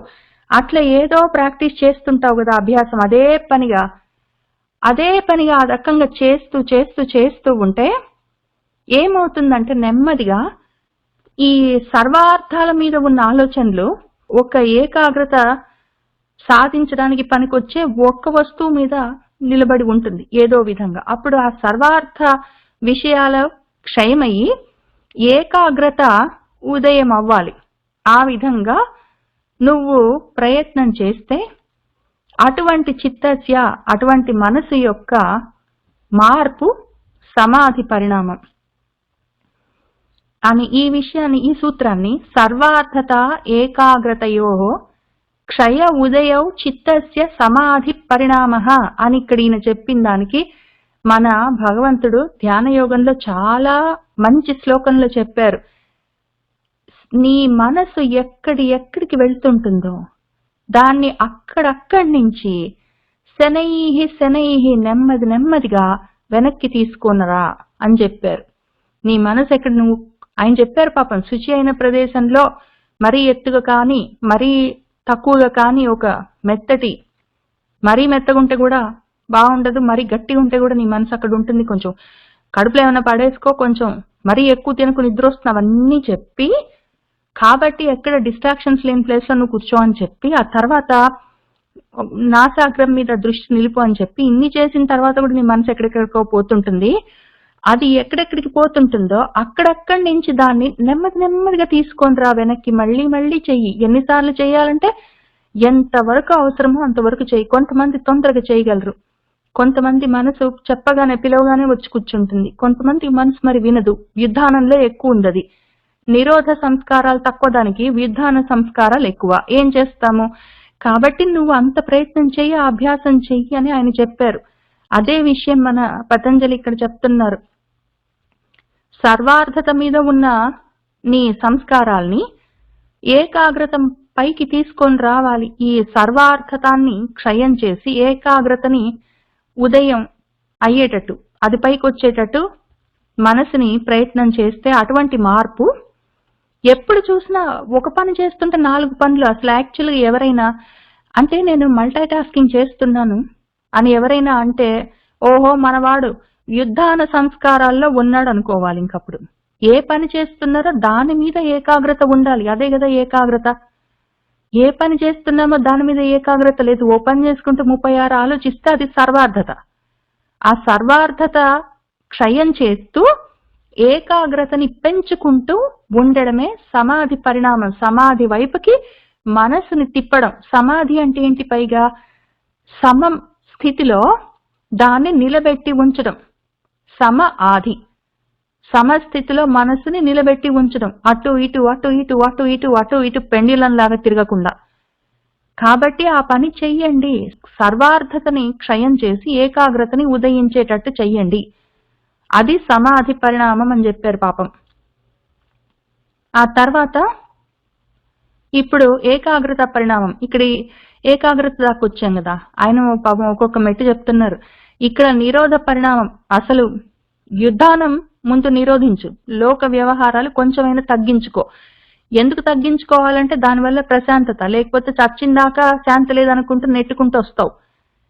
ప్రశాంతత కోసం ప్రయత్నం చేయి, ముందు నిరోధం చేయి. నిరోధం వైపుకి నీ మనసు మారిన తర్వాత దాన్ని సమాధి వైపుకి మార్చు. సమాధి వైపుకి నీ మనసు మారిన తర్వాత ఏం చెయ్యాలంటే నెక్స్ట్ స్టెప్ తతః, ఇంకప్పుడు పునః మళ్ళీ శాంత ఉదితౌ తుల్య ప్రత్యయౌ చిత్తస్య ఏకాగ్రత పరిణామ అన్నారు ఆయన. ఇంకా ఇంతకు ముందు ఏమైంది? అసలు మొత్తం యుద్ధానంతో ఎక్కడో వ్యవహారాలన్నీ పెట్టుకొని తిరుగుతుంది మనసు. దాన్ని తీసుకొని వచ్చి కొంచెం నిరోధం మీద పెట్టావు, లోక వ్యవహారాలని తగ్గించుకున్నావు పాపం. కొంచెం మనసుకి శాంతి లభిస్తుంది కదా. ఇప్పుడు సర్వార్థాల మీ నుంచి మనసుని ఏకాగ్రతం చేసుకున్నావు కదా. ఇప్పుడు నెక్స్ట్ స్టెప్ ఇంకా అక్కడి నుంచి నువ్వు దాటాలంటే ఇంకా సర్వార్థత లేదు, ఏకాగ్రత లేదు, దానికి శాంతము లేదు. అసలు ఒక దాని మీద మనసు ఉందంటే ప్రశాంతత వస్తుందని చెప్పాడు కదా. ఈ ప్రశాంతత దగ్గర నువ్వు ఆగకు. అది మన అల్టిమేట్ గోల్ కాదు. మనశ్శాంతిగా ఉండడం అల్టిమేట్ గోల్ కాదు. మనశ్శాంతిగా ఉండడం ఫస్ట్ స్టెప్ మనం ముందుకెళ్ళడానికి. ఈ యుద్ధానంలో నుంచి, లోక వ్యవహారాల్లో నుంచి బయటపడి అసలు అది ఫస్ట్ స్టెప్ మోక్షం. అంచెలంచెలుగా మోక్షం కావాలి. ఇది ఫస్ట్ అంచెలో ఉన్న మోక్షం, ఫస్ట్ స్టెప్. యుద్ధానంలో నుంచి కొంచెం మోక్షం విడుదల అయింది కదా. అదైన తర్వాత ఈ సర్వార్థాల్లో నుంచి నీ మనసుని ఏకాగ్రం చెయ్యి, ఒక విషయం మీద పెట్టు. ఇప్పుడు ఒక్క విషయంతో మనసు శాంతిగా ఉంది, ఫోకస్ చేస్తుంది అని శాంతః, లేదా ఏదో విషయాల మీద అది పైకి లేస్తుంది ఉదితః, అది ఉపశమించిందా నీ మనసు, లేదా ఉపశమనాన్ని తగ్గించుకొని అది పైకి లేచిందా మళ్ళీ మనసు అని పునః మళ్ళీ ఇంకా చూడకక్కడ. తుల్యం, రెండు ఒకటే. మనసు శాంతిగా ఉన్నా ఒకటే, అది కదులుతున్నా ఒకటే, దాంతో నాకు సంబంధం లేదనుకొని నువ్వు ఆ రెండింటిని తుల్యంగా చూడాలి. అది శాంతంగా ఉపశమించి క్వైట్గా ఉన్నా, అది కదులుతూ ఉన్నా సరే రెండు నాకు ఒక్కటే, అది రెండు ఒకటే, తుల్య ప్రత్యయం అని అనుకోవాలి. ఆ రకంగా చిత్తం యొక్క ఏకాగ్రతని ఆ విధంగా నువ్వు సాధించాలి. ఆ విధంగా మనసును మార్చాలి. ఎప్పుడు మనసు శాంతిగా ఉండాలి. ఒకవేళ అది కదిలిందంటే అమ్మో నాకు ఇష్టం లేదు కాదు, కదిలితే మంచిది, దాన్ని మళ్ళీ శాంతానికి తీసుకొస్తాం. కానీ శాంతి అయినా పర్వాలేదు, కదిలినా పర్వాలేదు, అది నా కంట్రోల్లో ఉంది అన్న లెవెల్కి దాన్ని తీసుకొని రావాలి. కాబట్టి శాంత ఉదితవు తుల్య ప్రత్యయం అని చెయ్యాలి దాన్ని. ఆ రకంగా చేస్తే అటువంటి చిత్తస్య ఏకాగ్రత పరిణామ, అది మంచి మార్పు. ఒక్కొక్కటి మంచి మంచి సైడ్కి మార్పులు చేస్తూ ఉండాలి. లైఫ్ స్టైల్ చేంజెస్ చేస్తూ ఉండాలి. ఈ పరిణామాలంటే మార్పులు కదా, చేంజెస్. ఒకటి తగ్గుతూ ఉండాలి అక్కర్లేనివి, ఒకటి పెరుగుతూ ఉండాలి కావాల్సి వచ్చినవి. ఆ రకంగా చేస్తూ ఉండమని ఆయన చెప్తున్నారు. తతః పునః శాంత ఉదితౌ తుల్య ప్రత్యయౌ చిత్తస్య ఏకాగ్రత పరిణామ అని చెప్పారు. చెప్పి ఆ తర్వాత 13వ సూత్రం చూద్దాము. ఏతైనా భూతేంద్రియేషు ధర్మ లక్షణ అవస్థా పరిణామ వ్యాఖ్యాత. ఇది వాళ్ళకు కొంచెం చెప్పుకుందాం. ఇది చాలా లోతైన సబ్జెక్టు. మళ్ళీ మనము ఎంత కుదిరితే అంత చెప్పుకొని మళ్ళీ వచ్చే వారం దీన్ని మళ్ళీ ఇంకా కొంచెం చూసుకొని ముందుకు వెళ్దాము. ఏతైనా, కాబట్టి దీనివల్ల మనకు తెలిసింది ఏంటంటే భూత ఇంద్రియేషు ధర్మ లక్షణ అవస్థా పరిణామ వ్యాఖ్యాతాః. ఈ పరిణామాలు ఉన్నాయి కదా, పైన మనం చెప్పుకుంటూ వస్తున్న పరిణామాలు, ఇవి ఇంకో రకంగా చూద్దాం, వేరే యాంగిల్ నుంచి. భూతాలున్నాయి, బయట విషయాలు, పంచభూతాత్మకమైన ఈ మొత్తం జగత్తు, ప్రాణులు, విషయాలు, బయట ఉన్నవన్నీ, సామాన్లు, ఆబ్జెక్ట్స్ అన్ని. లోపలని ఇంద్రియాలున్నాయి, ఆ భూతాలతోటే తయారైనవి లోపల నీలో ఉన్న ఇంద్రియాలు, మనసుతో సహా. కాబట్టి ఆ బయట ఉన్న భూతాలు బయట ప్రపంచం, లోపలున్న ఇంద్రియాలు లోపల ప్రపంచం. వీటికి 3 విషయాల్లో పరిణామాలు ఉంటాయి, చేంజెస్, మార్పులు. అవి వాటి మార్పులు ఎట్లా ఉంటాయో చూద్దాం. భూతాలకి బయట, ఇంద్రియాలకి లోపల ఎటువంటి చేంజెస్ ఉంటాయో చూద్దాం. ఒకటి ధర్మం, ఒకటి లక్షణం, ఒకటి అవస్థ. ధర్మం అంటే నేను చల్లగా ఉన్నప్పుడు బయట ఈ పంచభూతాల్లో బాగా చలి పెంచే ఎన్వైరన్మెంట్ ఉందంటే నా ధర్మం ఏంటి, కొంచెం వెచ్చగా ఉన్నవి వేసుకోవడం. లేదా బయట చాలా వేడిగా ఉందంటే నేను కొంచెం ఫ్యాన్లు అవి వేసుకోవడం. ఇవి ధర్మాలు తప్పనిసరిగా. ఆ భూతాలు, బయట భూతాలు, లోపల ఇంద్రియాలని బట్టి నేను అటువంటి ధర్మాలు పాటిస్తూ ఉండాలి. అది ఆ రకమైన ధర్మ పరిణామాలు, అవి చేస్తూ ఉండాలి. అయితే ఇవి అల్టిమేట్ గోల్ కాదు, కానీ ఈ ధర్మాలు మారుతూ ఉంటాయి, అది గుర్తుపెట్టుకోవాలి. భూతాలకి ఇంద్రియాలకి కలిపి దాన్ని బట్టి మారుతూ ఉంటాయి ధర్మాలు, అవి ధర్మ పరిణామాలు కాక ఇంకొకటి ఏంటంటే లక్షణ పరిణామాలు ఉంటాయి, లక్షణాలు ఉంటాయి. ఈ ధర్మాలకు కూడా లక్షణాలు ఉంటాయి కాలాన్ని బట్టి. అవి ఇప్పుడేం జరుగుతుంది, రేపేం జరుగుతుంది, నిన్నేం జరిగింది దాన్ని బట్టి ఉంటుంది. ఇప్పుడు నా ధర్మం చదువుకోవడం అనుకోండి, అది నా ధర్మం కదా. ఆ ధర్మంగా నేను చదువుకుంటున్నాను. ఆ ధర్మం కూడా మారుతుంటుంది. రోజు ఇలా చదువుకోను నేను. అది ఇలా చదువుకునే టైంలో చదువుకున్నాను. ఇప్పుడు కొంచెం పెద్దగైనాక ఈ సమయంలో ఏం చదువుకోవాలో అట్లా చదువుకోవాలి అని చెప్పుకున్నాం అనుకోండి, ఆ సమయాన్ని బట్టి ఉంటుంది. అప్పుడు ఆ ధర్మము సమయాన్ని బట్టి మారుతుంది కదా. కాబట్టి అది లక్షణం అవుతుంది. 3 కాలాలని బట్టి ఆ ధర్మం పరిణామం చెందుతూ ఉంటుంది. కాబట్టి అది లక్షణానికి సంబంధించిన పరిణామం. ఇందులో ఉన్న ఈ లక్షణానికి సంబంధించిన పరిణామం, ఆ ధర్మానికి సంబంధించిన పరిణామంలో ఉన్న అందమేమి అంటే, కాలంలో నిన్న ఉన్నది ఇప్పుడు లేదు, ఇవాళ ఉన్నది రేపు లేకుండా పోతుంది అని చెప్పడానికి లేదు. నిన్న నేను చదువుకున్నాను ఎంతో కొంత, కాలం మారిపోయింది కదా, అయినా కూడా ఈ జ్ఞానం ఎక్కడికి పోలేదు, అది నాతోటే ఉంది. మళ్ళీ రేపు మళ్ళీ చదువుకుంటాను, ఇవాళ ఎంత చదువుకున్నానో దాని మీద బిల్డింగ్ చేస్తాను. కాబట్టి ఈ కాలము భూత భవిష్యత్ వర్తమానాలుగా 3 రకాలుగా ఉన్నా కూడా ఈ వర్తమానము నిన్నటితో రేపటితో కలిపి ఉంటుంది. ఇది దాని ధర్మం. ఇది ఎట్లా అర్థమవుతుంది అంటే, ఈ 14వ సూత్రం తెలిసినప్పుడు తెలుస్తుంది. ధర్మి అని ఉంటాడు. నేను నా శరీరానికి కొన్ని ధర్మాలున్నాయి. అది కొంచెం వయసు పెరుగుతుంటుంది, దానికి కొంచెం జుట్టు రాలుతుంటుంది, కళ్ళు తక్కువగా కనిపిస్తుంటాయి, చెవులు తక్కువగా వినిపిస్తుంటాయి, ఆకలి ఎక్కువ అవుతుంటుంది, నిద్ర ఎక్కువ అవుతుంటుంది, కాళ్ళు నొప్పులు వస్తాయి, ఏంటో జరుగుతాయి కదా. అవన్నీ దాని ధర్మాలు శరీరానికి. ఆ లక్షణం ఉంటుంది దానికి టైంని బట్టి. కానీ ధర్మి అయిన నాకు మార్పు లేదు. కాబట్టి ఏమవుతుందంటే, నిన్న ఉంటాను అట్లనే ఉంటాను మార్పు లేకుండా, రేపు ఉంటాను అట్లనే ఉంటాను మార్పు లేకుండా, ఇవాళ ఉన్నాను మార్పు లేకుండా అట్లనే. కానీ నాకున్న ధర్మాలు మారుతాయి, ధర్మి మారదు, ధర్మాలు మారుతాయి. ఈ విషయము మన సత్తు అసత్తు తెలుసుకున్నట్టే.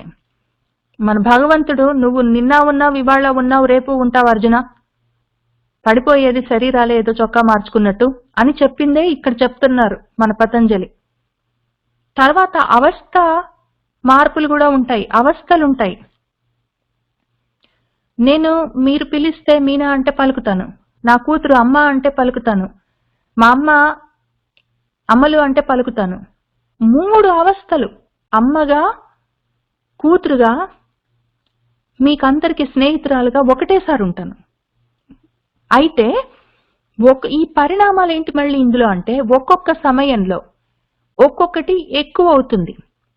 నేను నా కూతురు దగ్గర ఉన్నప్పుడు నాలో అమ్మ అన్న అవస్థ పైకొచ్చి ఉంటుంది, మిగిలినవి కొంచెం తగ్గి ఉంటాయి. నేను మారలేదు, అమ్మ లేకుండా పోలేదు. పోనీ ఇంకొక రకంగా ఎట్లా అంటే, నేనున్నాను మీకు, నేను తెలుసు మీనా అని, మీరు ఇంకెవరితోటైనా మాట్లాడుతున్నప్పుడు మీనా గుర్తు రాకపోవచ్చు. మీనా గుర్తు రాకపోయినంత మాత్రాన నేను మీనా లేకుండా పోలేదు, ఉంటుంది. ఆ సమయంలో గుర్తు రాలేదు, ఆ అవస్థలో ఉన్నారు మీరు ఆ అవస్థలో ఉన్న సమయంలో మీకు ఇంకొక విషయము, ఇంకొక సంస్కారం మీలో పైకొచ్చి ఉన్నది. మీనా అన్న సంస్కారం, ఆలోచన, భావన తగ్గి ఉన్నది. ఆ అవస్థలో ఉన్నారు ఆ సమయంలో మీరు. అట్లానే లక్షణం కూడా, కాలం కూడా. ఇవాళ ఉన్నారు అంటే ఇది పైకొచ్చి ఉన్నది, ఈ భావన. నిన్నటిది అన్నది భావన తగ్గి ఉన్నది, రేపటిది అన్న భావన ఇంకా మొదలవ్వలేదు. ఇవాళ అన్నది మొదలయ్యింది, నడుస్తూ ఉంది.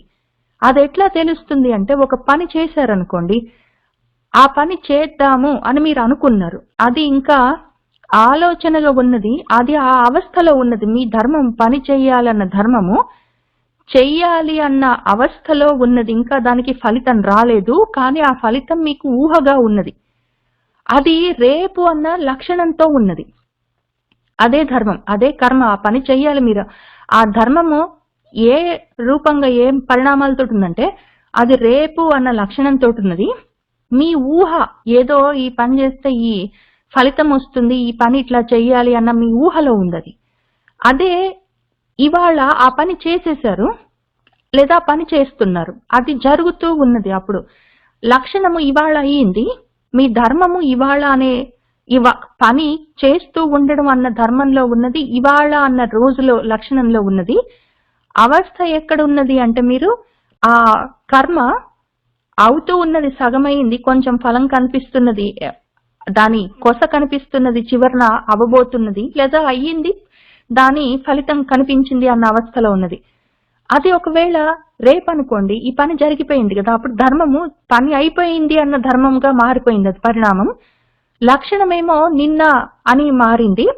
దానికి అవస్థ ఏంటంటే మీరు ఆ ఫలితాన్ని అనుభవిస్తున్నారు అప్పుడు యాక్చువల్ గా, ఫిజికల్ గా అని అవస్థ మారింది. ఆ రకంగా ధర్మాలు, లక్షణాలు, అవస్థలు, పరిణామాలు చెందుతూ ఉంటాయి బయట భూతాల్లో, లోపల ఇంద్రియాల్లో. ఇది ఇంత లెవెల్లో అర్థం చేసుకుంటే గాని ఆ శాంతమేదో ఉదితమేందో అర్థం కాదు. కాబట్టి అసలు ముందు ఇంతవరకు మీరు ఆలోచిస్తుండండి. మళ్ళీ మనం ఇక్కడి నుంచే చెప్పుకుంటూ ఇంకా కొంచెం లోతుగా చూసుకుంటూ ఈ ధర్మాలేంటో ధర్మీ ఏంటో చూద్దాం. ఇది తెలియకపోతే మనకు ఇటు ధ్యానమైనా అటు జ్ఞానమైనా భక్తి అయినా సరే కుదరడం కష్టం. కాబట్టి మన ధర్మం ఏంటో మనకు తెలియాలి. మన ధర్మం మనం కాదు, మనము ధర్మి. ధర్మం ఏంటి అని తెలుసుకోవాలి. అట్ వెరీ హై లెవెల్ ధర్మం ఏంటి అంటే కర్మ. అది గుర్తుపెట్టుకుందాము. కాక ధర్మం వేరు, నా ధర్మం నేను కాదు. ధర్మాలుంటాయి, వాటిని ధరించి ఉన్న దాన్ని ధర్మిని నేను. ఆ విషయం గుర్తుపెట్టుకోవాలి. వాటికి మార్పులుంటాయి, లక్షణాలుంటాయి, అవస్థలుంటాయి.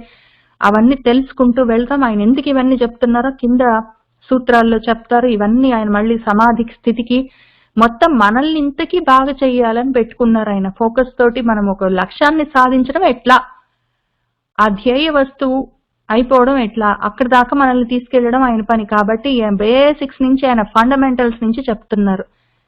అటువంటి పతంజలికి నమస్కారం చేసుకొని ఇవాళకి ఇక్కడికి ఆపుదాము. ఏతేన భూతేంద్రియేషు ధర్మ లక్షణ అవస్థా పరిణామా వ్యాఖ్యాతాః. సర్వం శ్రీకృష్ణ పరబ్రహ్మ పాదారవిందార్పణమస్తు.